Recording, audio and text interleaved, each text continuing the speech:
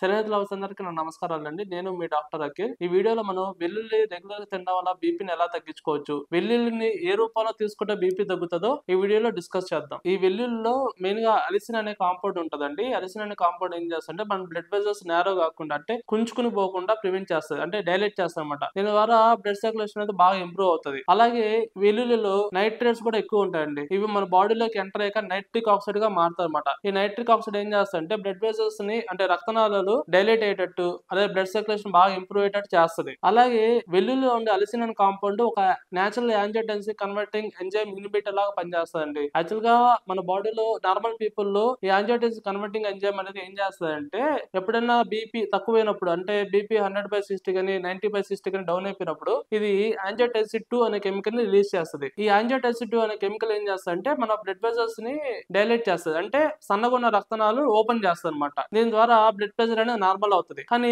Already BP వచ్చిన patients లో angiotensin 2 అనేది రిలీజ్ అవుతుంది అనమాట. ఇది ఇంకా బ్లడ్ వెజల్స్ నేరో అయ్యేటట్టు చేస్తుంది. సో అందుకని వీళ్ళు ఏం చేస్తారంటే అలోపతి డాక్టర్స్ యాంజియోటెన్సిన్ 2 ని బ్లాక్ చేసే విధంగా టెల్మిసాటన్ 40 mg 20 mg లేదంటే టెల్మిసాటన్ హెచ్ అనే టాబ్లెట్స్ ఇస్తుంటారు అనమాట. ఇవి ఏం చేస్తారంటే సింథటిక్ ఫామ్ లో యాంజియోటెన్సిన్ కన్వర్టింగ్ ఎంజైమ్స్ ఇన్హిబిట్ చేసి ఇది రిలీజ్ కాకుండా ప్రివెంట్ చేస్తుంది. కానీ ఈ వెల్లుల్లిలో నేచురల్ గానే అలిసిన్ అనే కాంపౌండ్ ఒక యాంజియోటెన్సిన్ కన్వర్టింగ్ ఎంజైమ్ ఇన్హిబిటర్ లా పనిచేస్తుంది. అంటే ఈ యాంజియోటెన్సిన్ 2 కెమికల్ రిలీజ్ కాకుండా ప్రివెంట్ చేస్తుంది అనమాట. దీని వల్ల ఆల్రెడీ సన్నగా ఉన్న బ్లడ్ వెజల్స్ డైలేట్ అవుతుంది అనమాట, అంటే ఓపెన్ అవుతుంది. దీని వల్ల బ్లడ్ సర్క్యులేషన్ అనేది బాగా ఇంప్రూవ్ అవుతుంది. అలాగే వీటిలో యాంటీ ఆక్సిడెంట్స్ ఎక్కువ ఉంటాయండి. అంటే మన బాడీలో ప్రొడ్యూస్ అయ్యే కొన్ని నెగిటివ్ ఎనర్జీ పార్టికల్స్ అంటే ఫ్రీ రాడికల్స్ ద్వారా ఈ బ్లడ్ వెజల్స్ డ్యామేజ్ కాకుండా ప్రివెంట్ చేస్తారు అనమాట. అలాగే గార్లిక్ లో యాంటీ ఇన్ఫ్లమేటరీ ప్రాపర్టీస్ కూడా చాలా ఎక్కువగా ఉంటాయండి. ఇది ఏం చేస్తారంటే మన బీపీ వల్ల చాలా మందిలో కార్డియాక్ ఇష్యూస్ వస్తాయి, అంటే బ్లడ్ వెజల్స్ అన్ని వాస్తాయి అనమాట. అంటే ఒక రకమైన ఇన్ఫ్లమేషన్ ఉంటది అనమాట రక్తనాళాలు. సో ఆ ఇన్ఫ్లమేషన్ జరగకుండా గార్లిక్ లో ఉండే యాంటీ ఇన్ఫ్లమేటరీ కాంపౌండ్స్ ఏం చేస్తాయంటే ఆ ఇన్ఫ్లమేషన్ తగ్గిస్తాయి. దీని ద్వారా